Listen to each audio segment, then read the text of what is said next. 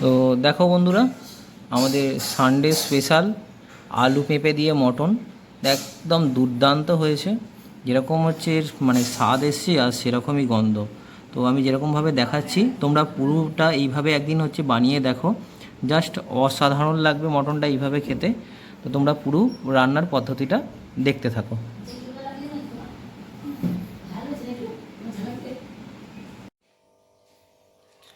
নমস্কার বন্ধুরা, রান্নার পাঠশালায় আপনাদেরকে স্বাগত জানাই। আজকে আমরা বানাবো আলু আর পেঁপে দিয়ে মটনের পাতলা ঝোল, এবং এই রান্নাটা আমরা প্রেসার কুকারে করব এবং খুবই চটজলদি এই মটনের রেসিপিটা বানানো যায়। এবং মটন বানাতে সাধারণত সময় অনেকটা লাগে, কিন্তু আমি আজকে যে পদ্ধতিটাতে করব তাতে খুব অল্প সময়ের মধ্যেই একটা সুস্বাদু মটন রান্না করা হয়ে যাবে। আর এই যে তার জন্য আমি নিয়ে নিয়েছি এখানে রেয়াজি মটন, আর তার সাথেই হচ্ছে আমি কিছুটা এক্সট্রা চর্বি নিয়েছি, কারণ চর্বি ছাড়া মটন রান্না করলে ঠিক মটনের স্বাদটা আমার ভালো লাগে না, আর হয়ে যাবার পরও এই মটনের চর্বিগুলো খেতে আমার দারুণ লাগে। আর এতে চর্বি দু রকমের হয়, একটা চর্বি গলে যায় আর একটা চর্বি রান্না হওয়ার পরও শক্ত রয়ে যায়। তো সেই জন্য আমি এরকম চর্বিটা দু রকমের অল্প পরিমাণে একটু মিশিয়ে দোকান থেকে নিয়েছি। তো ওটা দোকানে বললেই হচ্ছে ওরা দিয়ে দেয়। আর এখানে আমি নিয়েছি কিছু গোটা গরম মশলা, বেশি কিছু না, তেজপাতা নিয়েছি, গোটা গোলমরিচ, দালচিনি, এলাচ আর লবঙ্গ। লবঙ্গটা রাখা হয়নি, আমি এতে লবঙ্গটা দিয়ে দিচ্ছি। আর এখানে নিয়েছি টক দই, জিরে গুঁড়ো, ধনে গুঁড়ো, হলুদ গুঁড়ো, কাশ্মীরি লঙ্কার গুঁড়ো, নিয়েছি মিট মশলা, নিয়েছি ছাই গরম মশলা। আর এখানে আমি নিয়েছি পেঁয়াজ কুচিয়ে নিয়েছি। এখানে নিয়েছি আমি কিছু পেঁপে, আর পেঁপেগুলোকে এরকম লম্বাভাবে কেটে নিয়েছি। আমি এই মটনটার মধ্যে পেঁপে দেবো। আপনারা চাইলে যদি মনে করেন পেঁপে দেবেন না, তাদের নাও দিতে পারেন, কিন্তু এই মটনের পাতলা ঝোলটার মধ্যে পেঁপেটা দিলে আমার তো বেশ ভালো লাগে। এখানে হচ্ছে আলুকে কেটে নিয়েছি, নিয়েছি হচ্ছে টমেটো বাটা, আর নিয়েছি আদা রসুন বাটা।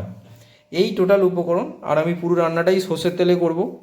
তো এবার আপনাদেরকে পুরো পদ্ধতিটা আমি কিভাবে রান্নাটা করছি সেটা করে দেখাচ্ছি। এবার প্রথমে আমি হচ্ছে আলুগুলোকে হচ্ছে ভেজে নেব। আলুগুলোকে ধুয়েছি, তো এর মধ্যে জল আছে, একটু ফেটতে হবে। তো আলুগুলোকে হচ্ছে আমি সবকটা আলুতে একসাথে দিয়ে দেবো।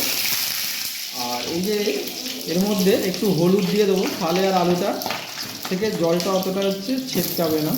আমি আর এখন আলুটাতে হচ্ছে আমি নুন দেবো না, শুধু অল্প একটু হলুদ দেবো। আমাদের আলুগুলো লাল লাল করে ভাজা হয়ে গেল। এবার আলুগুলোকে হচ্ছে তুলে নেব। আর তুলে আমি হচ্ছে চন্দ্রমুখী আলু দিয়ে করছি না, নর্মাল আলু দিয়ে করছি। তো আলুটাকে আমি কুকারের মধ্যে জাস্ট একটা সিটি দিয়ে নেবো, কারণ আমার রান্নাটা তাড়াতাড়ি করতে হবে। সেই জন্য হচ্ছে আমি একে বেশি ফোটাবার ঝামেলায় যাব না, একটা সিটি দিয়ে নেবো, আলুটা 80% কুক হয়ে যাবে। এবার আলুটাকে কুকারের মধ্যে দিয়ে দিচ্ছি, আর আলুটার মধ্যে দেব একটু জল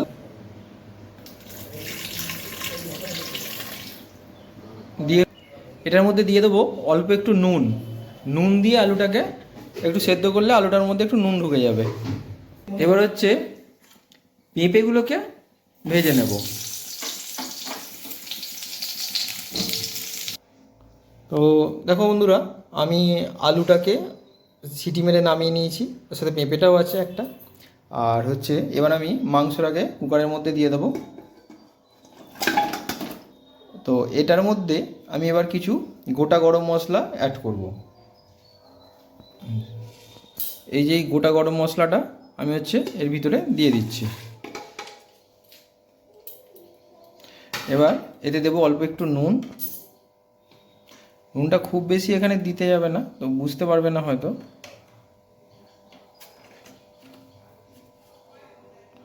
তো অল্প পরিমাণে একটু নুন দেবো, কারণ নুনটা এখন সেদ্ধের সময় দিলে মাংসটার মধ্যে ভালোভাবে নুনটা ঢুকবে। এর মধ্যে দিয়ে দেবো হচ্ছে জল। আর আমি এখানে জলের পরিমাণটা একটু বেশি করেই দেবো, কারণ এই যে জলটা আমি দেবো, এটা যে কুকারের সিটিটা পড়বে, তো এই যে মটনের যে স্টকটা থাকবে, এই স্টকটা দিয়েই হচ্ছে আমি পুরো রান্নাটা করব।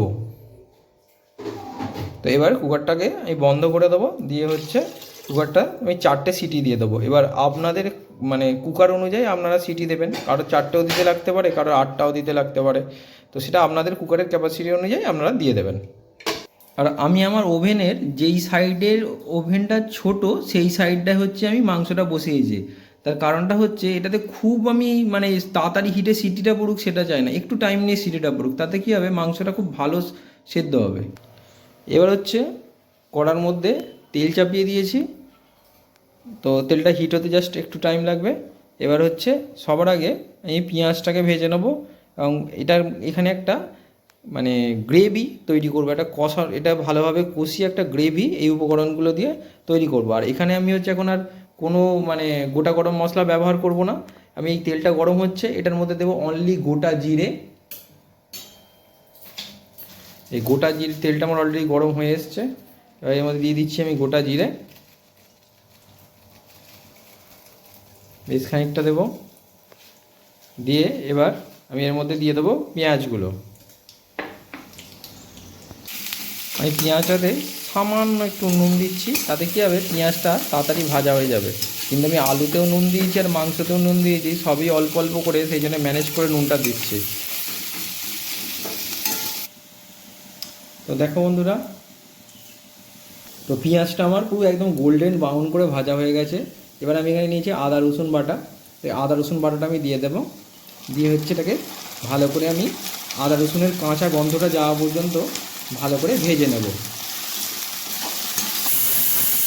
ওইদিকে আমাদের কুকার থেকে সিটি পড়ছে, 3টে সিটি পড়ে গেছে, আর একটা সিটি পড়লে বন্ধ করে দেবো। আর এদিকে হচ্ছে আমি এখানে গুঁড়ো মশলাগুলোকে অ্যাড করছি।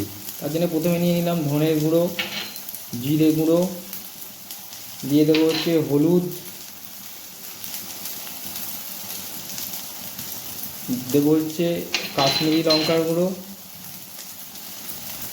দিয়ে দেবো মিট মশলা। এবার দিয়ে দিচ্ছি মিট মশলা, ভালো করে মশলাগুলোকে কষিয়ে নেব। এবার হচ্ছে এর মধ্যে দিয়ে দেবো আমি টমেটো বাটাটা।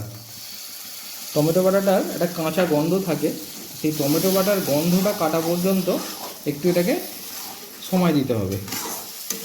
হচ্ছে আমি এর মধ্যে দিয়ে দেবো টক দই। টক দইটা ভালোভাবে এতে মিশিয়ে দেবো। তো টক দইটা পড়ার পরে গ্রেভিটার কালারটা এসছে, দেখো জাস্ট অসম কালারটা এসছে।